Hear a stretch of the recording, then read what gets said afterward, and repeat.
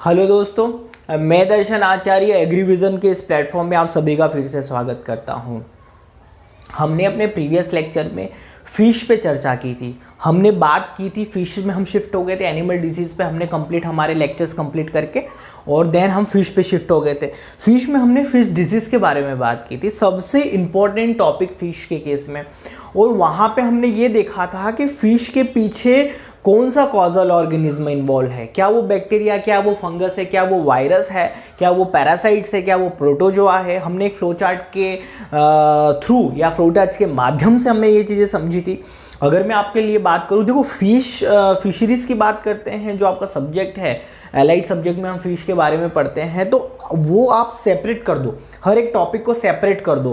Fish के case में आपको एक हो गया कि उसकी स्पीशीज़ की बात करनी है, क्लासिफिकेशन ऑफ फिश की बात करनी है, उसमें भी आपको क्लासिफिकेशन बेस्ड ऑन वाटर देखने को मिलेगा, बेस्ड ऑन स्पीशीज देखने को मिलेगा, बेस्ड ऑन फीडिंग हैबिट देखने को मिलेगा, माइग्रेशन के बेस पे। तो ये फिश क्लासिफिकेशन अलग निकल गया। एक तरफ आपका जो डिजीज़ वाला पार्ट है, जहाँ पे आपको डिजीज़ के बारे में ये पढ़ना है कि उसके पीछे बैक्टीरिया, प्रोटोजोआ, वायरस है, और उसको फिर अप्लाइड पार्ट उसका डिटेल में पढ़ना है। फिर इसके बाद आपको एक पार्ट हो गया कि जो फिश कैचिंग इंस्ट्रूमेंट्स होते हैं और जो आपकी जो बोट्स होती है, मैकेनिकल बोट्स होती है और ये सब बोट्स है, तो एक पार्ट वो वाला हो गया। फिर एक पार्ट वो हो गया जिसमें आपको डिटेल में प्रॉन्स के बारे में, प्रॉन्स फार्मिंग कैसे होती है, श्रिम्प फार्मिंग कैसे होती है, पर्ल फार्मिंग कैसे होती है, इसको पढ़ना है। और एक पार्ट हो गया आपका टर्मिनोलॉजी से रिलेटेड। बस ये 3-4 पार्ट्स में आपको डिवाइड करना है और ऐसे ही आपको प्रिपरेशन एलाइड सब्जेक्ट्स की करनी है। जैसे मैं फ़िश की स्पेसिफिक बात करता हूँ, फिशरीज़ की। और अब मैंने आपका जो एक पार्ट है डिजीज़ वाला, वो मैंने आपको कंप्लीट प्रीवियस लेक्चर में करवा दिया था। हमने फ्लो चार्ट के माध्यम से समझा था कि उसके पीछे कॉजल ऑर्गेनिज्म कौन सा है। मैंने की पॉइंट बोले थे, मैंने आपको डायग्राम, एक फिश का डायग्राम बनाया था और मैंने आपको समझाया था कि कहाँ कौन से पार्ट को डैमेज करता है ये, इसके की पॉइंट क्या है, कॉजल ऑर्गेनिज्म का नाम क्या है, क्या चीज़ें ध्यान में रखनी है। तो आपका जो 95% जो क्वेश्चंस है वो उसी फ्लो चार्ट में से आए। अब तक जितनी भी एग्जाम है, स्टेट एग्जाम है, सेंट्रल एग्जाम्स हुई है, जहाँ से फिश के क्वेश्चन अगर डिजीज से आए हैं, तो 95% क्वेश्चन, मोर देन 95% क्वेश्चन वहीं से आए हैं। वो डिटेल में अंदर बहुत कम जाते हैं, और जाते भी हैं तो की पॉइंट्स जो मैंने बताए थे आपको वो याद रखने हैं। तो कंप्लीट आपका डिजीज वहाँ पे हो जाएगा। आज हम बात कर देंगे क्लासिफिकेशन ऑफ फिशेस के केस में। क्लासिफिकेशन ऑफ फिशेस को 2-3 प्रकार से क्लासीफाई किया गया है। एक तो स्पीशीज के बेस पे किया गया है, जो हम बात करेंगे यहाँ पर। एक होता है उसकी फीडिंग हैबिट के बेस पे, एक होता है बेस्ड ऑन वाटर पे, यानी कि मैराइन वाटर पे, फ्रेश वाटर पे, और एक आपका ब्रैकिश वाटर पे। सैलिनिटी के बेस पे ये वेरिएशंस होते हैं। इसके बाद उसकी साथ ही साथ एक तो माइग्रेशन के बेस पे उसको क्लासिफिकेशन किया गया है, ठीक है ना। और एक तो स्टॉकिंग डेंसिटी के बेस पे एक्सटेंसिव फिश कल्चर में बात करते हैं, इंटेंसिव फिश कल्चर में बात करते हैं। ये फिश कल्चर के क्लासिफिकेशन है, ठीक है ना। अब हम बात करते हैं फिश क्लासिफिकेशन में स्पीशीज के बेस पे बात करते हैं। तो सबसे पहले हम बात करते हैं फिश के केस में इंडियन मेजर कार्प की बात करते हैं। इंडियन मेजर कार्प, ये समझ लो इसको कार्प क्यों बोलते हैं। कार्प बोलने के पीछे क्या रीज़न है, तो जितनी भी फ्रेश वाटर जो रिवर्स की जो फिशेस वगैरह होती है, उनको कार्प बोला जाता है। उनकी बॉडी पे स्केल्स होते हैं, उनकी बॉडी पे बिल्कुल झिल्लियाँ एक पाई जाती है, ठीक है, छिलके होते हैं जनरली। तो यहाँ इनको कार्प में उन्हीं को डाला गया है जो रिवर्स की फिशेस वगैरह होती है, जो फ्रेश वाटर की जो फिशेस वगैरह होती है, उनको जनरली कार्प बोला गया है। और उनकी बॉडी पे छिलके पाए जाते हैं, स्केल्स होते हैं, ठीक है ना। सबसे पहले इंडियन मेजर कार्प, अगर इंडियन कार्प की बात करूंगा, उसको भी 2 प्रकार से क्लासिफाई किया गया है। एक होता है मेजर कार्प, एक होता है माइनर कार्प। और वहाँ पे सबसे पहले मेजर कार्प में हमको कटला मिलता है। कटला इसका एक्चुअल नाम जो कटला है, और इसका साइंटिफिक नेम है कटला, रोहू और मृगल, ये 3 मिलती है। रोहू लोबियोरोहिता और मृगल को सेरेनस ब्रिगेला के नाम से जाना जाता है। आपको साइंटिफिक नेम सबके याद रखने हैं, और वो कौन सी कैटेगरी में आता है आपको वो याद रखना है, ठीक है। तो कटला, रोहू और मृगल ये इंडियन मेजर कार्प है। वहीं इंडियन माइनर कार्प की जब हम बात करते हैं तो कालबासु को पढ़ते हैं, लोबियो कालबासु साइंटिफिक नेम है। बाटा, लोबियो बाटा साइंटिफिक नेम है।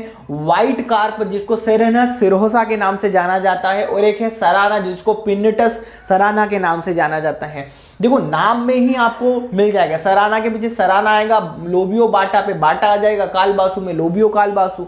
तो इसमें आपको ज़्यादा टिपिकल नाम नहीं है, याद करने में इजी रहेंगे, ठीक है।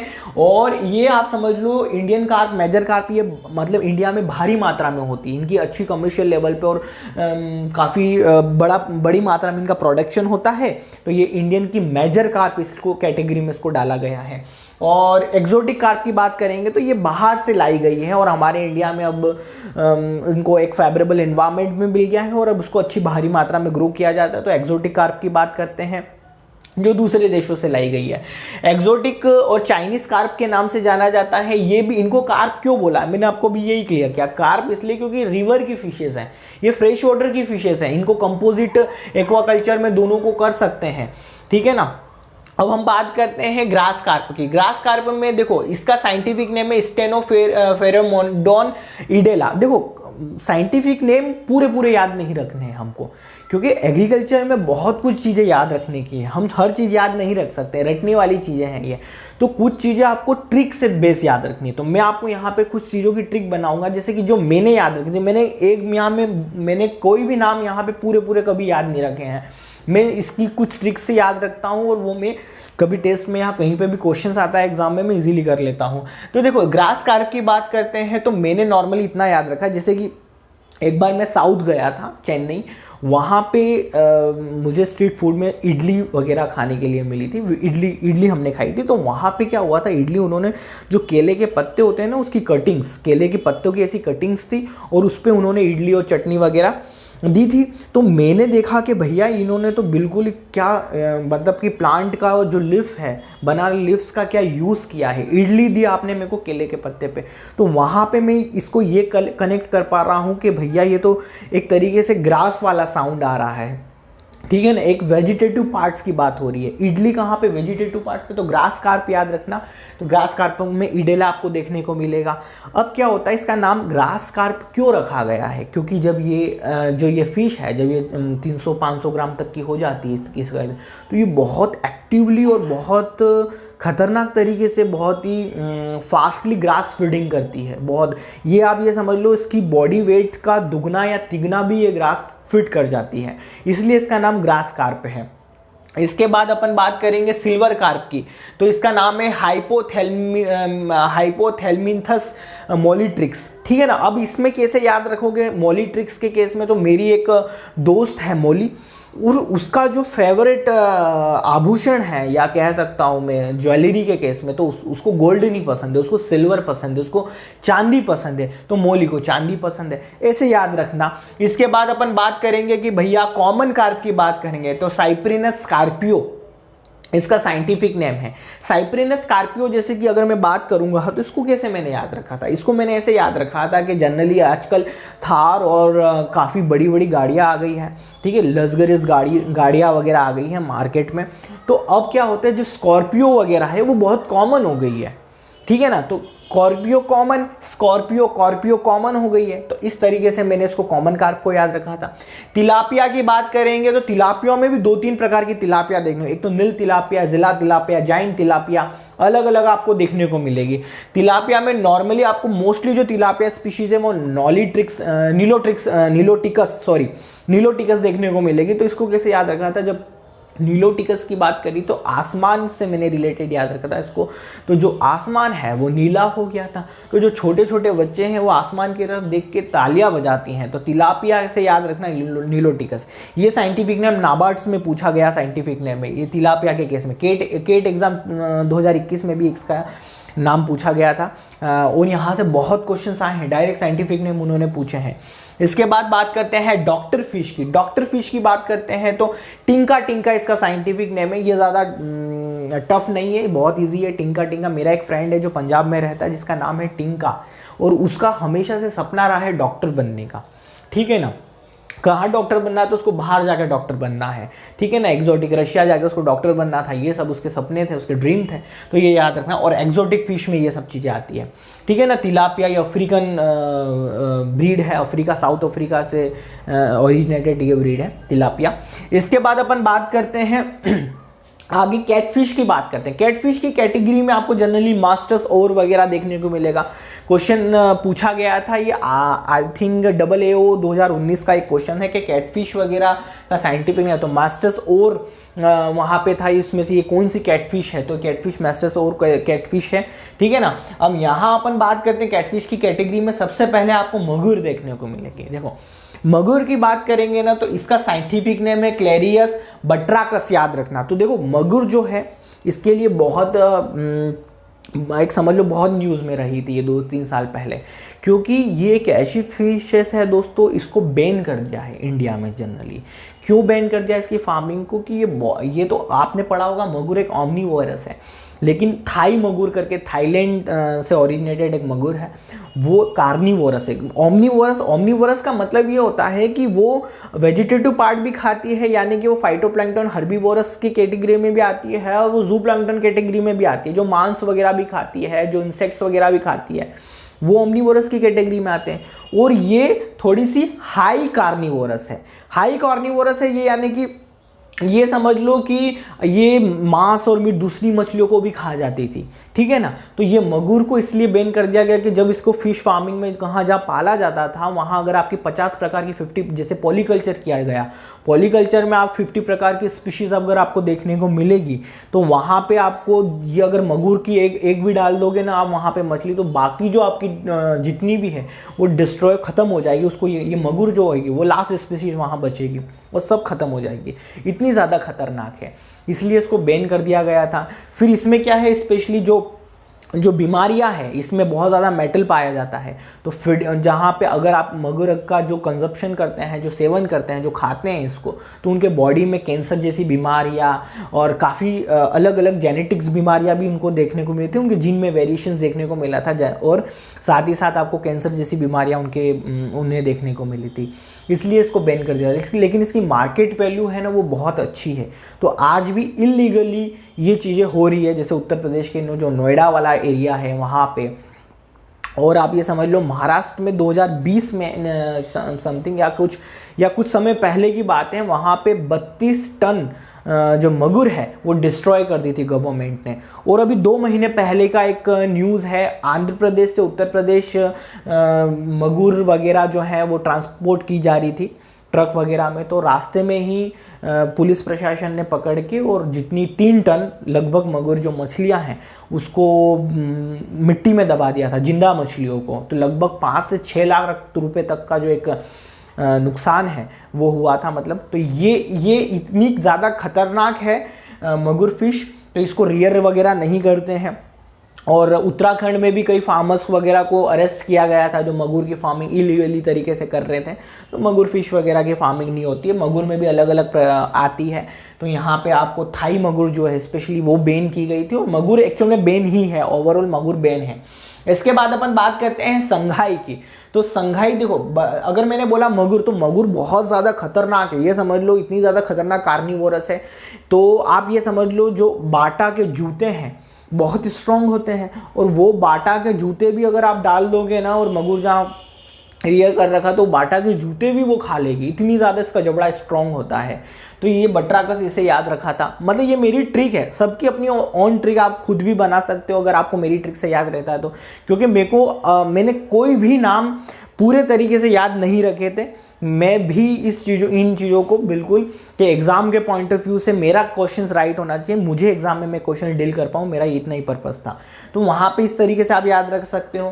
संघाई की बात करते हैं तो आपका हेट्रोपिंटस फॉसिलिस। तो संघाई की बात करते हैं तो हमारे यहाँ मध्य प्रदेश में एक सिंगरौली नाम की एक जगह है जहाँ पर इलेक्ट्रिसिटी पावर प्लांट बना हुआ है, ठीक है। बहुत बड़ा, वो भारी मात्रा में इलेक्ट्रिसिटी जनरेट करते हैं, जो दिल्ली मेट्रो को भी देते हैं और गुजरात में भी देते हैं यहाँ पे। तो वो क्या होता है, ये फॉसिल फ्यूल्स के द्वारा सिंगरौली में पावर प्लांट बना हुआ है। ये मैंने अपनी ट्रिक बनाई थी तो इजीली याद रहेगा, ठीक है। इसके बाद जाइंट रिवर कैटफिश की बात करते हैं तो ये भैया सेपराटा सिंघाला, ठीक है। सिंघाला से सिंह याद आता है, यानी शेर की बात होती है। वो जाइंट रिवर कैटफिश है, मतलब रिवर की इतनी बड़ी, मतलब वास्तविकता में ये जो कैटफिश है ये बहुत बड़ी होती है साइज में। तो याद ये रखो कि रिवर की बहुत बड़ी जाइंट कैटफिश है, एक सिंह के जैसी, शेर के जैसी है। तो याद रखना कि सेपेराटा सिंघाला जो है इसका साइंटिफिक नेम है। पाबदा की बात करते हैं, पाबदा की वैल्यू भी बहुत अच्छी है। कैटफिश के केस में संघाई है, पाबदा है। ये मत्स्य संपदा योजना में जहाँ रूरल में मिनी RAS सिस्टम करते हैं, जहाँ पर जिसको रिसर्कुलेटिंग एक्वाकल्चर सिस्टम जहाँ पे किया जा रहा है रूरल एरिया में, जहाँ पे फिश का प्रोडक्शन बढ़ाने के लिए, तो वहाँ पे भी ये पाबदा है, संगाई कैटफिश वगैरह ही वो रियर कर रहे हैं, और पाबदा, संगाई है और ये सब वहाँ पे वो रियर कर रहे हैं। तो यहाँ पे पाबदा की बात करते हैं, एम्पोक पाबदा नाम से ही पता चल जाएगा, इसकी अच्छी खासी वैल्यू भी है पाबदा की। और इसके बाद एक होती है फ्रेश वाटर शार्क की बात करते हैं, तो ये वलागोअट्टू इसमें आपको देखने को मिलेगा, कैटफिश की कैटेगरी में ही आता है वलागोअट्टू।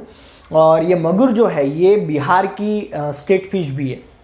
इसके बाद अपन बात करते हैं यहाँ पर एयर ब्रीदिंग फिशेस के बारे में बात करते हैं। एयर ब्रीदिंग फिशेस ऐसी फिशेस होती है जिनको सांस लेने के लिए पानी के बाहर आना पड़ता है, ठीक है, एयर ब्रीदिंग फिशेस वगैरह। तो यहाँ आपको कौन कौन सी देखने को मिलेगी उसकी बात करते हैं। तो देखो यहाँ पे आपको जनरली जितनी मुरेल्स की कैटेगरी है वो आपको एयर ब्रीदिंग फिशेस में देखने को मिलेगी, ठीक है ना। साथ में फिर मगुर है, संघाई है और कोई है, ठीक है ना।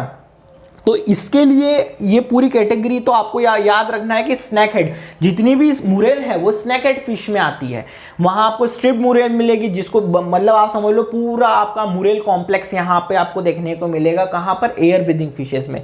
चन्ना स्ट्रीटा देखने को मिलेगी। स्पॉटेड मुरेल की बात करते हैं, चन्ना पुंटाटा देखने को मिलेगा, स्पॉटेड मुरेल। जाइंट मुरेल की बात करेंगे तो चन्ना मेरुलियस आपको देखने को मिलेगा। वहीं अगर बात करेंगे कि भैया डार्फ मुरेल की बात करते हो, चन्ना घोचुआ जो आपको देखने को मिलेगा। तो बहुत ही इसके फनी से नाम है, कोई ज़्यादा याद रखनी, अपने खुद की आप कोई ट्रिक बनाइए और आप उसको याद रखिए, बहुत इजी वे में आपको याद रहेगा। चन्ना, तो ये चन्ना पूरा कॉम्प्लेक्स प्रीडेटरी फिश में भी आता है, ठीक है। अब अपन बात करते हैं जैसे मगुर की, तो मगुर भी आपको यहाँ पे एयर ब्रीदिंग फिश में देखने को मिलेगी। साथ में संघाई है, तो संघाई भी आपको देखने को मिलेगी, सिंघाई या सिंघी जो भी आप इसको बोल सकते हो। कोई की बात करते हैं, कोई के केस में आपको एनाबस टेस्टिडिनस आपको देखने को मिलेगा। कोई जर्नली ये भी एयर ब्रीदिंग फिश होती है, ठीक है। इसके बाद अपन याद रखना, तो ये जैसे कोई कैसे याद रखोगे, जैसे कि कोई जो है वो एयर ब्रीदिंग फिश है, यानी पानी के अंदर है, और वो सोचेगी अच्छा कोई नवाब आए हैं हमारे पास। एनाबस मतलब नवाब, और टेस्ट लेने के लिए, चलो उनका टेस्ट लेते हैं। तो नवाब आए हैं, उनका टेस्ट लेते हैं। कोई नवाब आए हैं तो बाहर जाएगी और जाके सांस वास भी ले लेगी। एयर ब्रीदिंग फिश है तो बाहर जाके सांस लेगी और नवाब को चेक करेगी, उनका टेस्ट लेगी। तो कोई से याद रखना, नवाब टेस्टिडियस करके आप याद रख सकते हो, मैंने ऐसे याद रखा था। स्पोर्ट फिश की बात करते हैं। स्पोर्ट फिश में आपको 3 प्रकार की ट्रोट देखने को मिलेगी। 3 ट्रोट है, एक आपको रेनबो ट्रोट, कॉमन ट्रोट और एक होता है ब्राउन ट्रोट। रेनबो ट्रोट के पीछे आपको माइकिस देखने को मिलेगा, मतलब कि मैंने इसको ऐसे याद रखा था कि माइकिस मतलब मिकी माउस से मैंने याद रखा था, और मिकी माउस के जो कपड़े होते हैं वो बिल्कुल रेनबो कलर के होते हैं, सतरंगी कलर के। तो मिकी माउस से रेनबो ट्रोट याद रखना। देखो आप ये इतनी सी चीज़ें भी ध्यान में रखोगे, एग्जाम में ईजिली आपको माइंड में वो क्लिक हो जाएगा कि भैया ये इससे ये याद रखा था। इसके बाद कॉमन ट्रोट होता है, एक ब्राउन ट्रोट होता है, सेल्मोट्रोटा इसका नाम है ब्राउन ट्रोट के। देखो स्पोर्ट फिश की बात करते हैं। स्पोर्ट फिश क्या होती है? स्पोर्ट फिश में जनरली आप मार्केट वैल्यू को न ध्यान में रखते हुए आप इसको जनरली इंजॉयमेंट के लिए, स्पोर्ट पर्पस से इंजॉयमेंट के लिए आप ये रियर करते हैं। यूरोप में एक कंट्री है जहाँ पर फिशिंग करने के लिए काफ़ी लोग आते हैं, इंजॉयमेंट के लिए, रिलैक्सेशन के लिए, उनका अलग। तो वहाँ पे क्या होता है कि ये जो रेनबो ट्रोट्स है और ये ट्रोट्स हैं, वहाँ मछली जो गवर्नमेंट ने वहीं पर वो रियर करते हैं, और साथ ही साथ वो क्या करते हैं, वहाँ फिशिंग करते हैं, और फिशिंग करके इंजॉयमेंट के पर्पज़ से ये। और रेनबो ट्रोट RAS सिस्टम में भी हमारा जो directorate of cold water research institute है, वहाँ पे रेनबो ट्रोट, ये जो ट्रोट वाला जो कॉम्प्लेक्स है वो RAS सिस्टम के लिए सबसे बेस्ट होता है, और वहाँ रेनबो ट्रोट रियर कर रहे हैं, मतलब कि रिसर्च कर रहे हैं उस पर। तो ये जो rainbow trout is a very beneficial for RAS systems. तो इसके लिए आप ये इतना याद रखना। तो यहाँ क्लासिफिकेशन हमारा ओवर होता है कि जो फिशेस का क्लासिफिकेशन है वो स्पीशीज के बेस पे कैसा है। साथ में हमने एयर ब्रीदिंग के बारे में भी देखा, हमने कैटफिश देखी, इंडियन कार्प, मेजर कार्प की बात की, हमने एक्सोटिक कार्प की बात की हमने, और साथ ही साथ हमने स्पॉट फिशेस की बात की, तो यहाँ पे कौन कौन सी किस्में आ रही, किसके क्या साइंटिफिक नेम है वो आपको याद रखना है। तो ये आपका एक चीज साइंटिफिक नेम वाली चीजें क्लियर हो गई। जैसे कि एग्जाम से ग्रास कार्प से एएफओ 2022 में क्वेश्चन पूछा गया है। एक मृगल एक मगुर वाला जो क्वेश्चन है ये नाबार्ड में पूछा गया है। AAO 2019 में भी यहाँ से एक क्वेश्चन पूछा गया था। इसके बाद तिलापिया वाला क्वेश्चन है कि एग्जाम में पूछा गया है। तो यहाँ से समझ लो बहुत सारे ऐसे क्वेश्चन है। ये ट्रोट वाला, ये साइंटिफिक नेम, ये भी आपका असिस्टेंट प्रोफेसर या फिशरीज असिस्टेंट एग्जाम में पूछा गया है। तो यहाँ से बहुत ज़्यादा क्वेश्चन पूछे गए हैं। तो आपको क्लासिफिकेशन याद रखना है कि भैया किस में आ रही है, वो साथ ही साथ इसके साइंटिफिक नेम याद रखने हैं। तो ये इनफ है। और साथ ही साथ मैं आपको टेलीग्राम पे इसका क्लियर पिक्चर भेज दूंगा ताकि आप अपना फ्लो चार्ट क्रिएट कर पाएंगे। ठीक है, तो नेक्स्ट क्लास में हम बहुत ही अच्छे शानदार टॉपिक के साथ फिर मिलते हैं। धन्यवाद।